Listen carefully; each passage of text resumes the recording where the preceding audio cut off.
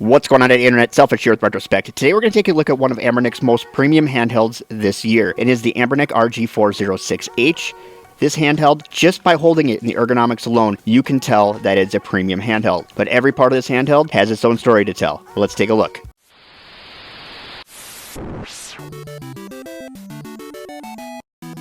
Alright, here we have the RG406H from Anbernic. Came to us from our friends over at MechDIY. We'll talk more about that as the video goes on. We do have the box with the silver inlays back on it.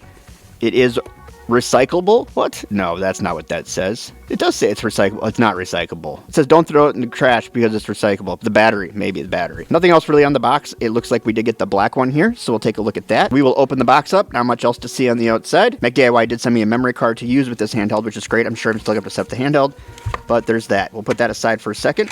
In here, oh good, we're back to screen wipes again. So we have the bigger screen with the tiny little screen wipey wipes. The ones that they make for the smaller handhelds. They put in another 4-inch handheld box. I can only assume that this is going to be a Type A to Type C cable, which it is. We'll just put that right back there. And then, last but not least, a smaller than usual origami accordion from Anbernic, and that is because this is an Android handheld, so you can pretty much do with it whatever the freaking thing you want to do. It does talk about first boot up. It is going to ask you what language you want, and then it kind of walks you through. The thing about Anbernic is they do have their own system you can use as far as a front end goes. Not the friendliest, but this is a first look video, so we'll see what goes on there. And next we have the handheld.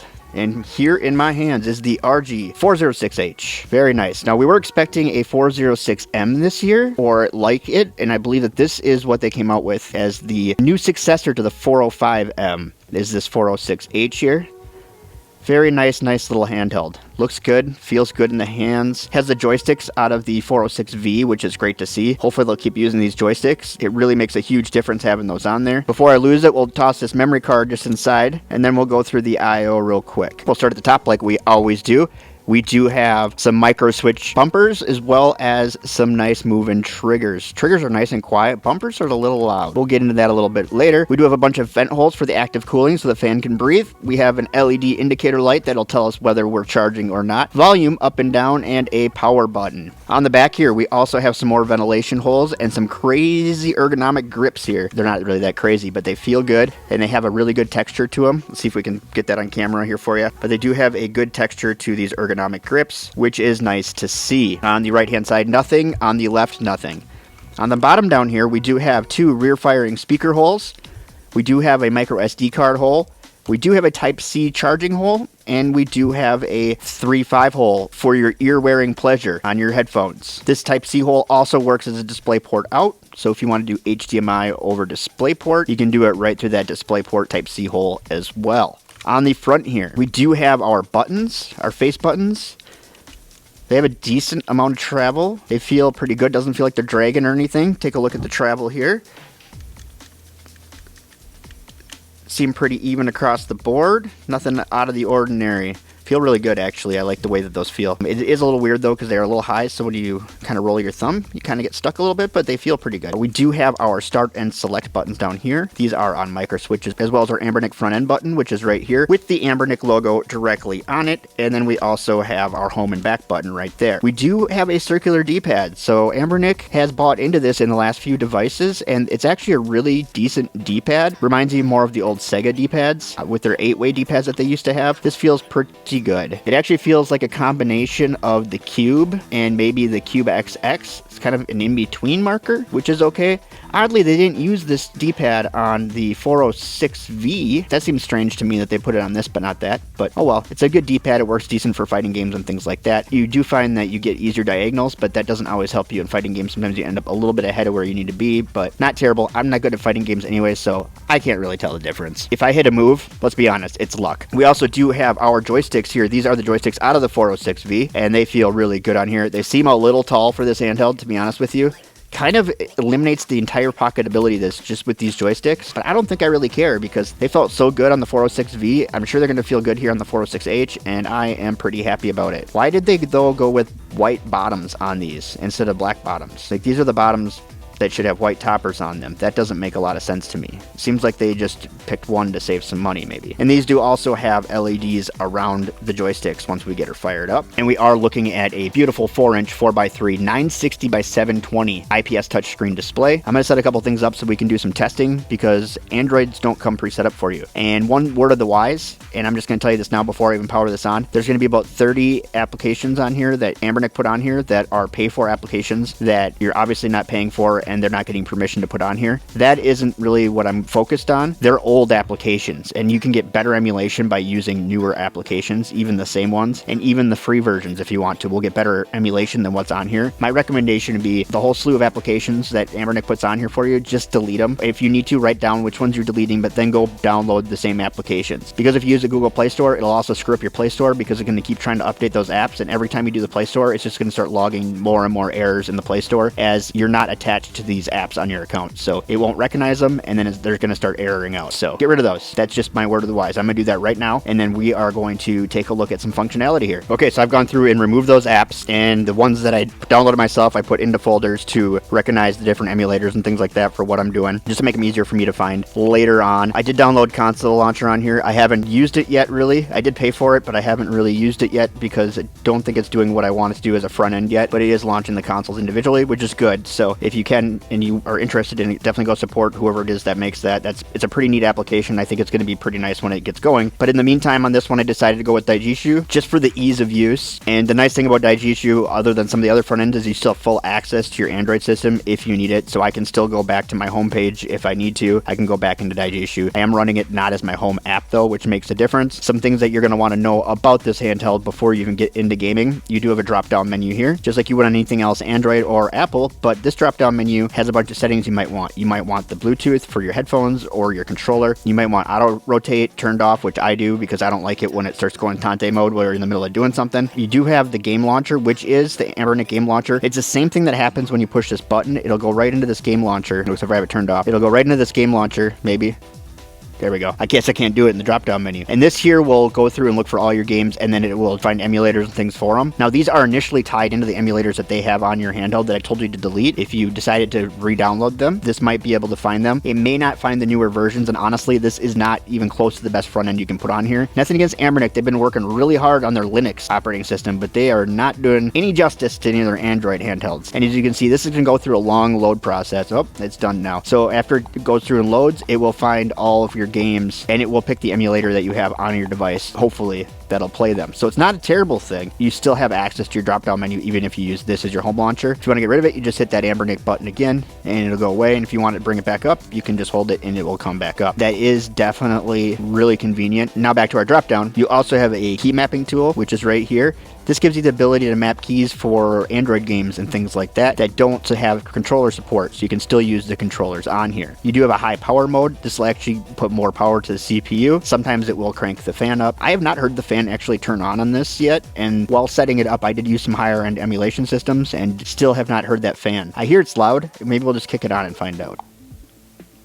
Oh, that's nothing.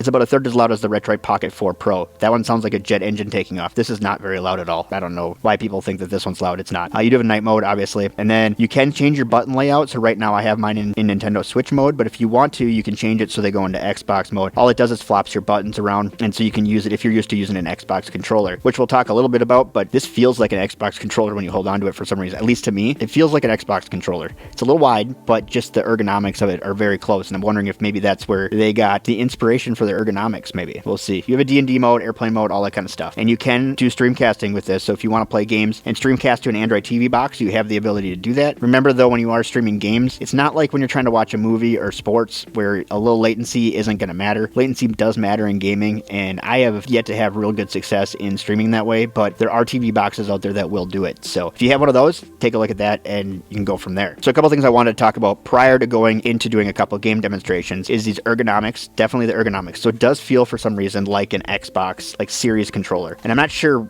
why, but that's what it reminds me of when I hold on to it. And I've been doing some controller reviews lately, so I'm kind of getting a feel for the different layouts between like the Nintendo Switch or the Xbox Series or PlayStation. They all have kind of a feel, and it seems like the manufacturers usually touch pretty good on whatever maybe controller that they're more into, like whatever system they play. Now, this being from China, I don't know that would be the case because Xbox doesn't sell very well in the Asian markets over there, but you never know. It definitely could have been that one engineer that had an Xbox, I guess. Here you can see the lights around the sticks. I did turn down the light on them, and you can do that right here through the menu as well. If you want to change how your sticks look, you have this option right here. I have mine on breathing right now, but this is a more intuitive system that they've come up with now in order for you to be able to control the sticks on this handheld in comparison to handhelds of the past. This one definitely is giving us a few more options.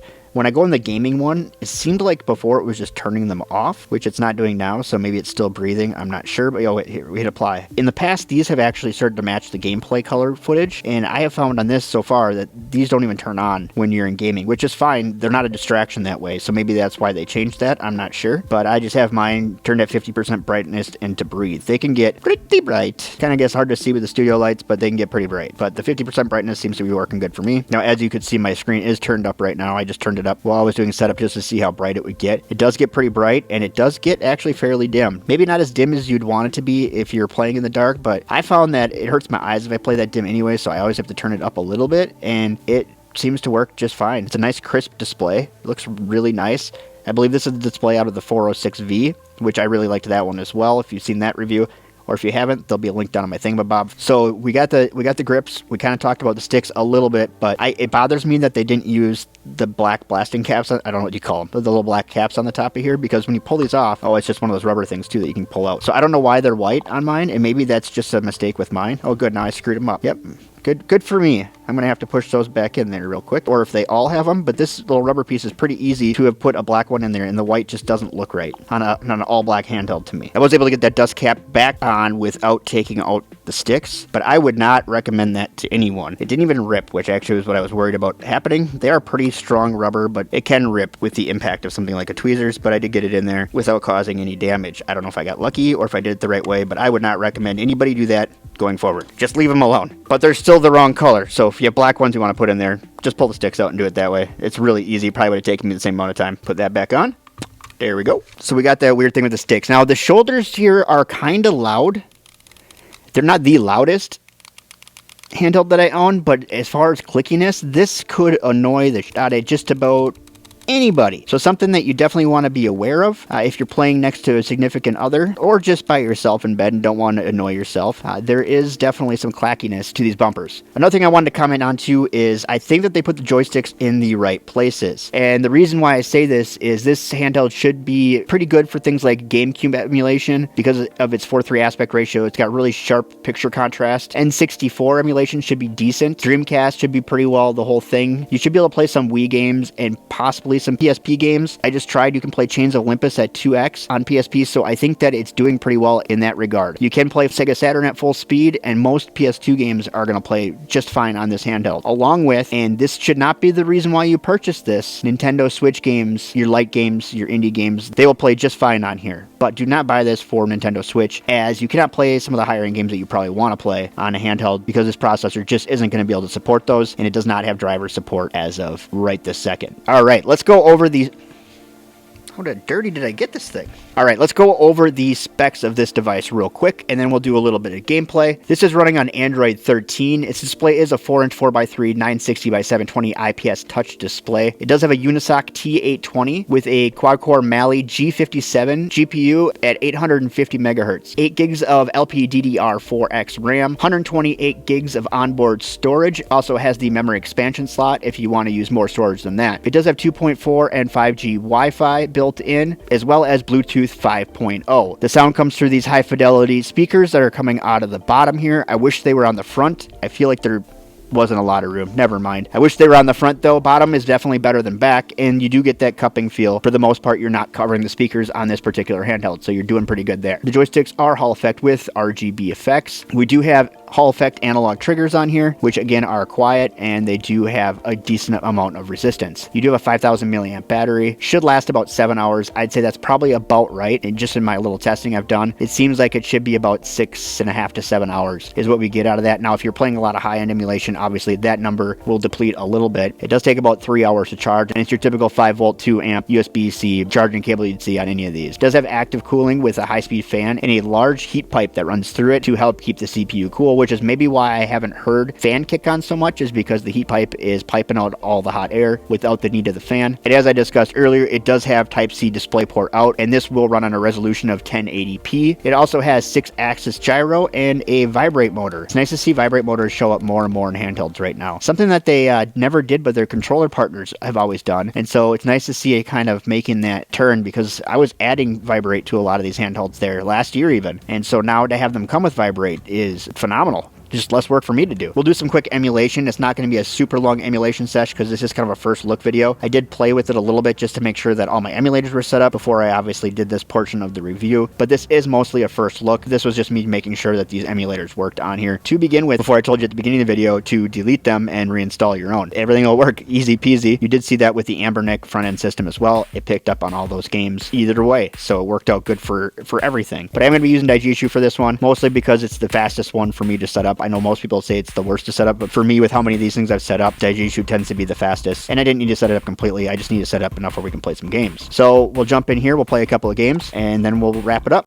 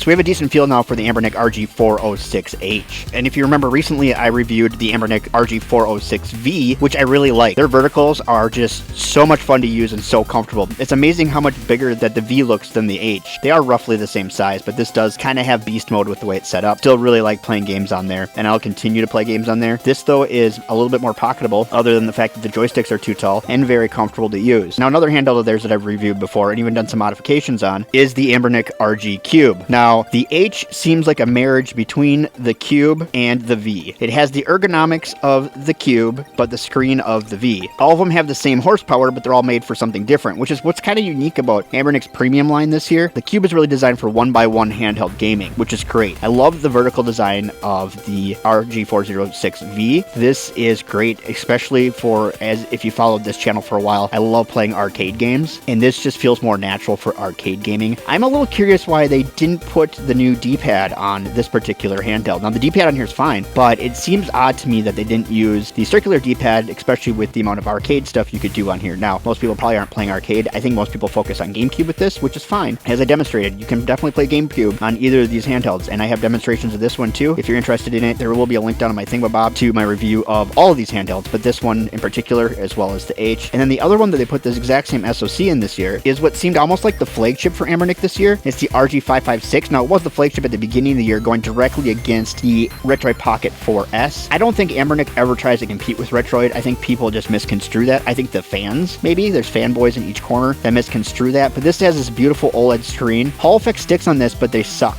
You can fix the cardinal snapping, but these Hall effect sticks suck. Now, the advantage these have, though, these joysticks would make this one pocketable, but I don't think I'd sacrifice these joysticks for it. In fact, I want to put these joysticks on the 556. So I'm going to see if Anbernic will send me another set of them so I can put them on the 556, because I think that would help. Another very ergonomic handheld, though. A lot of people don't like the plastic on this. I've heard a lot about this after the Retroid Pocket 5 launched, how much people hated the plastic on the 556. Again, I don't think Anbernic's trying to compete with Retroid, but this does have an odd plastic to it, but I actually kind of like the way it feels, other than the fact that it gets a little slickery every once in a while. So I think what has become now the premium handheld for Anbernic has become the Anbernic RG406H, and I think they've done a very good job of putting this together. It is a very comfortable handheld to use.